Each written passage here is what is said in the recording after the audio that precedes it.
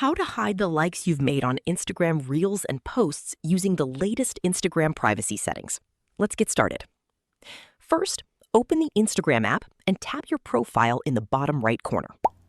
Next, tap the menu icon in the top right corner, then select Settings and Activity. Scroll down until you find Activity in Friends tab. If this option is available on your account, tap it. Now, look for Who can see your likes and comments on Reels. Tap it, then select No one. This prevents your likes and comments from appearing in the Friends tab on Instagram. Keep in mind that this setting only hides your activity from the Friends tab. If someone opens the original post or reel and views the list of likes, your username may still appear there if you've liked that content. If you don't see the Activity in Friends tab option, it means the feature hasn't been rolled out to your account yet. In that case, make sure your Instagram app is updated and check again after future updates. And that's it.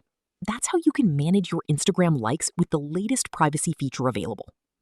If you found this tutorial helpful, don't forget to leave a like, subscribe to the channel, and turn on notifications for more Instagram tips, privacy updates, and easy how-to tutorials.